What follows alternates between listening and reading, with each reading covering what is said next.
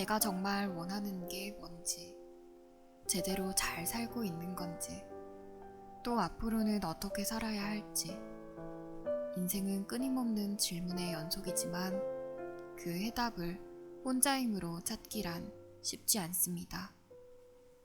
바쁘게 흘러가는 세상의 속도에 걸음을 맞추다 보면 자신도 모르는 사이에 내면이 소진되고 마음 한구석엔 구멍이 뻥 뚫려버립니다.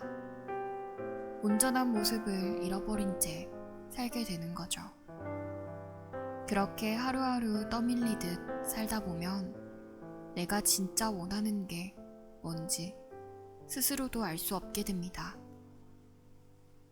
생각해보면 삶의 방향과 모양은 사람마다 다른데 내가 나아가야 할 방향을 다른 사람에게 묻고 비어있는 부분을 내 것이 아닌 다른 누군가의 것으로 채우려 했던 것이 잘못이었습니다. 때로는 직접적인 조언보다 묵묵히 곁에 있어주는 위로가 더 크게 와닿는다는 것.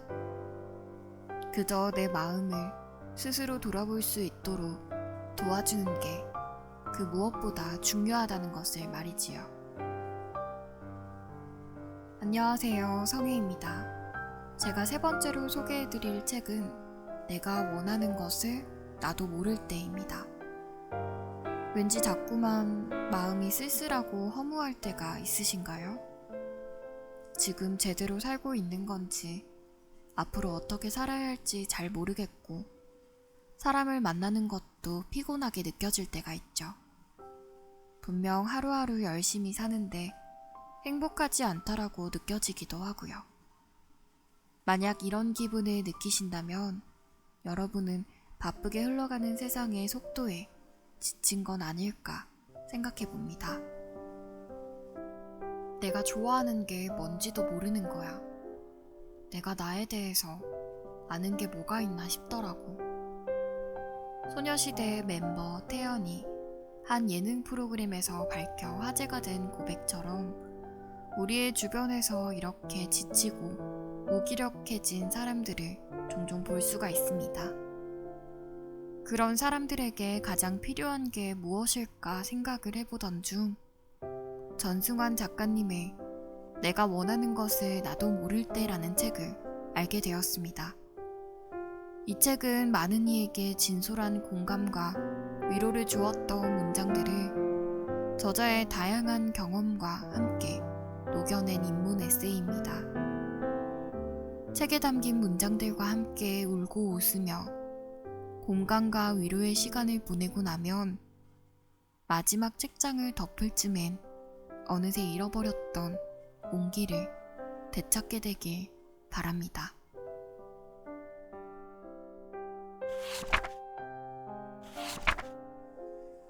한 사람이 내 삶의 의미가 될 수 있을까? 승환인 이 존재가 내 인생에서 가장 큰 의미다. 언젠가 당신의 인생의 가장 큰 의미가 무엇인지 물었을 때 아버지는 이렇게 대답하셨습니다. 뭔가 뭉클하면서도 자기 자신이 아닌 자식인 저를 인생의 가장 큰 의미라고 말씀하시며 웃는 모습에 마음 한편이 아려오기도 했습니다. 누구에게나 삶의 의미는 있습니다. 그게 뭔지 곧바로 대답할 수 없는 사람도 충분히 시간을 들여 곰곰이 생각해보면 분명 소중하고 가치 있게 여기는 게 있지요. 만약 그게 뭔지 잘 모르겠다면 이 글을 읽어보는 것이 조금은 도움이 될지도 모르겠습니다. 서로 사랑하고 우리가 가졌던 사랑의 감정을 기억할 수 있는 한 우리는 진짜 우리를 기억하는 사람들의 마음속에 잊혀지지 않고 죽을 수 있네. 자네가 가꾼 모든 사랑이 거기 그 안에 그대로 있고 모든 기억이 여전히 고스란히 남아있네. 자네는 계속 살아남을 수 있어. 자네가 여기 있는 동안 만지고 보듬었던 모든 사람들 마음속에. 미치엘 봄의 모리와 함께한 화요일의 한 문장입니다. 우리나라는 물론 전 세계적으로 널리 사랑받은 베스트셀러여서 읽어본 분이 많을 겁니다.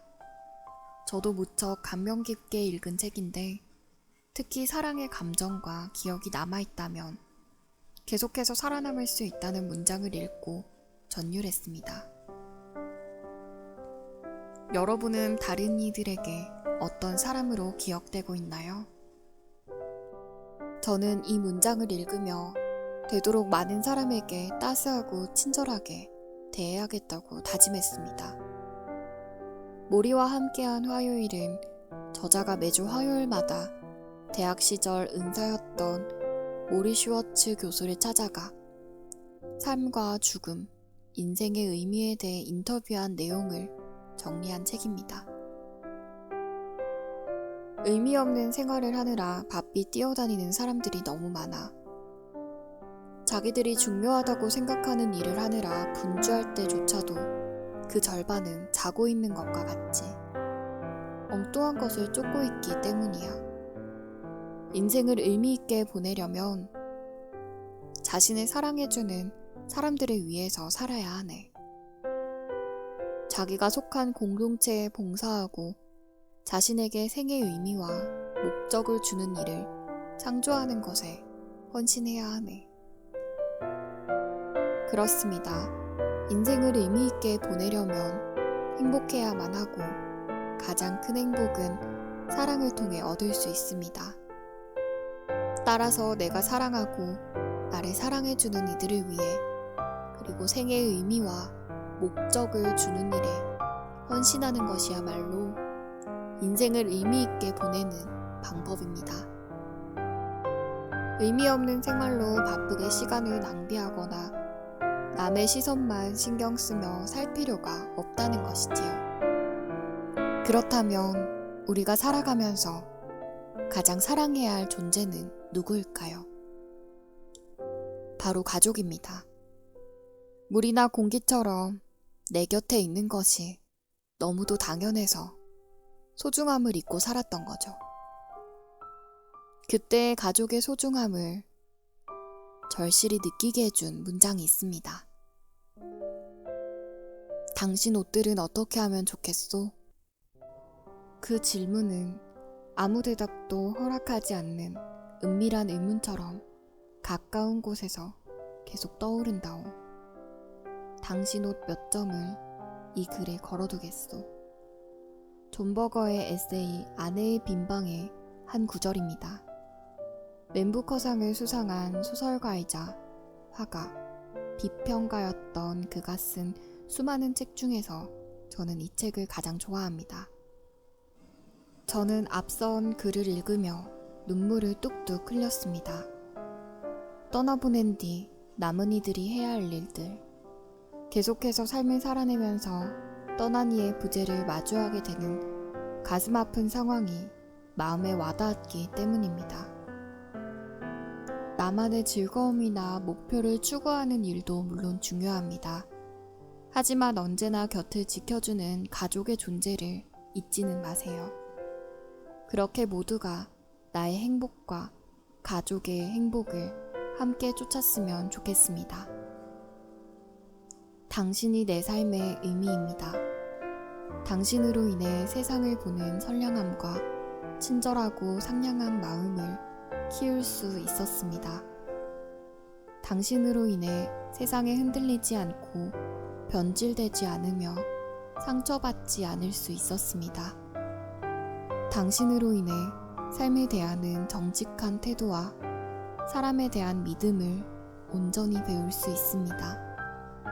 평범하고도 보잘것없는 내 일상에 행복과 감사한 마음을 갖게 하고 고귀하게 빛나는 하루하루와 따스한 감정을 가질 수 있게 하는 사람, 바로 당신이 내 삶의 의미입니다.